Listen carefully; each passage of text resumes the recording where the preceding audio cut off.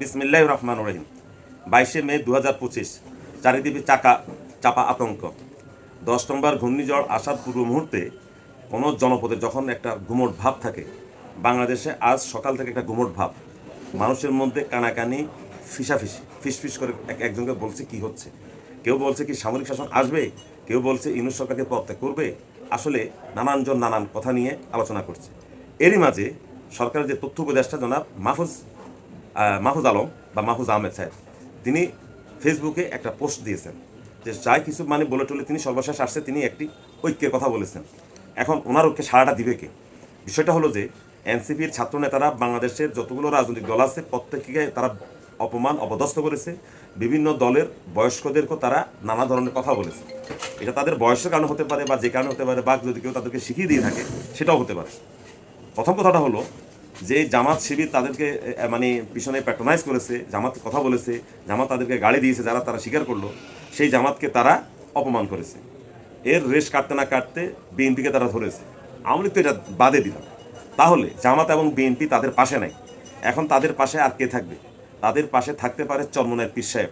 জানি না চরমনায়ের পীর সাহেবেরও তারা এখন কতটুকু আস্থা নিতে পেরেছেন। পারতেন যদি হাসনাত আবদুল্লাহ যদি 2-3টা বিতর্ক বা উদ্দেশ্যমূলক কোনো মন্তব্য না করতেন, তাহলে কিন্তু অন্তত এই এনসিপির মধ্যে হাসনাত আবদুল্লাহর একটা গ্রহণযোগ্যতা বাংলাদেশের সর্বমহলে ছিল এবং সে তার নিজেকে সেই ধরনের নেতার পর্যায়ে নিয়ে গিয়েছিল। কিন্তু তার সাম্প্রতিক 2-3টা মন্তব্য তাকে অনেক দূর নিচে নামিয়ে দিয়েছে। এখন যদি আমরা ধরে নিলাম যে ডক্টর ইউনূস আজকে রাতে পদত্যাগ করবে বা আজকে যদি সামরিক শাসন আসে, কি দাঁড়ায়? এই ফাঁকে আজকে বিএনপিপন্থী আইনজীবীরা, সত্যমিতা জানি না, বিচারককে নাকি গতকালকে তারা ধমক দিচ্ছে। জানি না এত উৎসাহী এরা কই থেকে হলো। ইশরাক হোসেনের মামলা শতভাগ ইশরাক হোসেনের পক্ষে, কারণ যে আইন আছে আইনটাই হলো ইশরাক হোসেনের পক্ষে। তাহলে ইশরাক হোসেনের মামলা যদি আইনটা ইশরাক হোসেনের পক্ষে থাকে, তাহলে অতি উৎসাহী হয়ে বিচারককে মন্তব্য করা এরা কারা? আমাদেরকে এই কথা কিন্তু মনে রাখতে হবে। শুনেছি বিচারক নাকি এটা তার জাজমেন্টে বা তার অর্ডারশিপে এই কথা লিখেছেন। যদি লেখে, এটা হবে বিএনপির আইনজীবীর জন্য একটা দুর্ভাগ্য এবং কালো অধ্যায়। আসেন, এই মুহূর্তে যদি সামরিক শাসন আসে, তাহলে সকল বিচারক সামরিক শাসকের পক্ষে কথা বলবে। আমাদের একটা কথা মনে রাখতে হবে, পাকিস্তানের জন্মের পরে, 1947 সালে পাকিস্তানের জন্মের পরে যত সময় সামরিক শাসন ছিল, ওই সময় পাকিস্তানের সুপ্রিম কোর্ট সামরিক শাসনকে তারা বৈধতা দিয়েছে। একটা রেফারেন্স আছে এরকম, এই চামড়া মোটানো বইতে রেফারেন্স আছে। একবার একটা তর্ক উঠেছিল, তখন সুপ্রিম কোর্ট বলেছে যদি জনগণ সামরিক শাসকের বিরুদ্ধে রাস্তায় নেমে বিক্ষোভ মিছিল না করে, তাহলে ওই সামরিক শাসনটাকে বৈধ। এই ধরনের একটা মন্তব্য পাকিস্তানের বিচারকরা করেছে।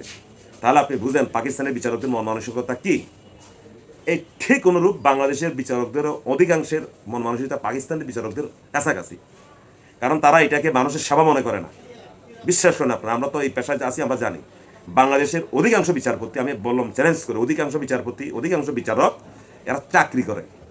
তারা মনে করে এটা আমাদের চাকরি, মাস শেষে তারা বেতন পাবে। আপনি যদি বলেন যে এটা সেবা, এটা বোগাস। এই গরিব দেশে কেউ সেবা করতে আসে না মতলব ছাড়া। হ্যাঁ, বলে না, এক কবি বলছে না যে বাংলাদেশে মতলব ছাড়া একটা গোলাপও ফুটে না। এই মতলবের দেশে এত এই সেবা করতে মানুষ আসে না, মতলব। বিচারকরা চাকরি করে। চাকরি হারানোর কারণে অনেক বিচারক অনেক সময় সহজ কথা বলতে পারে না। শাসক পরিবর্তন হলে তারাও পরিবর্তন হয়ে যায় পরিবর্তিত পরিস্থিতিতে। আজকে যদি বাংলাদেশে সামরিক শাসক আসে, বাংলাদেশের সকল বিচারক, হাতে গোনা যদি 2-4 জন, হাইকোর্টে এবং অ্যাপিলেট ডিভিশনে 5 জন পাবেন কিনা আপনি, যে তারা তাদের নীতি এবং নৈতিকতাকে ঠিক রাখতে পারে, 5 জন পাবেন কিনা সন্দেহ। অধিকাংশ তারা তাদের মত পরিবর্তন করবে। প্রকাশ্যে করবে না, তাদের মতন ইশারা ইঙ্গিতে করবে, জাজমেন্টে করবে। মূল কথা যেটা হলো, তাহলে আজকে বাংলাদেশে শাসন আসলে কার যে কপাল পুড়বে কেউ বলতে পারে না। ডিসেম্বরে ভোট হতে পারে, 4 বছর পরও ভোট হতে পারে, এই কথা বলে রাখলাম। এবং যদি বাংলাদেশে সামরিক শাসন আসে, তাহলে শেখ হাসিনার বিরুদ্ধে যে বা আওয়ামী লীগের ফ্যাসিস্টদের বিরুদ্ধে যে বিচার হচ্ছে এখন, এই বিচার কাজ বন্ধ হয়ে যাবে।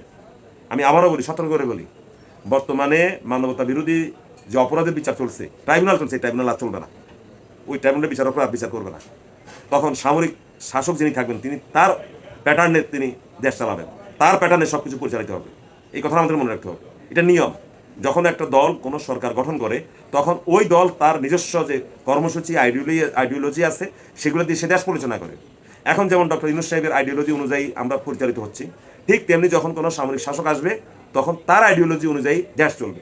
এবং তার আইডিওলজি অনুযায়ী যে বিএনপি যে জামাত বলছে না যে সেনাবাহিনী দেশপ্রেমিক, বিএনপি অনেকে বলতে বিএনপি নাকি সেনা প্রধানকে পছন্দ করে, এদের কপাল যে ফুলবে এটা কোনো গ্যারান্টি আছে? এটা কে গ্যারান্টি দিবে না যে এদের কপাল ফুলবে না? মনে রাখতে হবে, যিনি সামরিক বাহিনীর প্রধান তিনি কিন্তু শেখ হাসিনার আত্মীয়। আপনাকে মনে রাখতে হবে তিনি অনেক আওয়ামী লীগের নেতাদেরকে বাংলাদেশ থেকে সেফ এক্সিট দিয়েছেন, এটা আপনাকে মনে রাখতে হবে। ধরেন সামরিক শাসন আসলো না, ডক্টর ইউনূস চলে গেল, এই অবস্থা হবে কি? এই চেয়ারে বসবেটাকে? এই হানাহানি কে রুখবে? কার কথা কে শুনবে?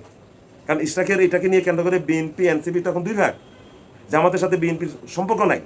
তাহলে কি আবারও কি আমরা 3 দিন 5 দিন 7 দিন 1 মাস কি আমরা সরকারবিহীন আমরা চলবো? 5ই আগস্টের পরে যেমন 3 দিন পরে ডক্টর ইউনূস সাহেব শপথ নিয়েছেন, আমরা কি আবারও কি 15 দিন, আবারও কি 1 মাস কি আমরা একটা অনিশ্চিত জীবনের দিকে চলে যাব? অবস্থা তাই মনে হচ্ছে। সুতরাং আমরা যারা যে বিভিন্ন রাজনৈতিক দলের আজ্ঞাবহ কর্মী হিসেবে যে সকল উদ্ভট কথা বলি, আমাদেরকে উদ্ভট কথা থেকে আমাদেরকে দূরে সরে আসতে হবে। মনে রাখবেন, আজকে হলো বৃহস্পতিবার, শুক্রবার, শনিবার, রোববারের মধ্যে হয়তো বাংলাদেশে অনেক কিছু ঘটে যেতে পারে।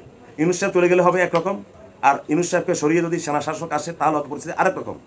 আপনারা মনে রাখেন, আওয়ামী লীগের যারা এখন ঘরতেই আছে, তারা কিন্তু ওই গর্তে আর ঘরে থাকবে না।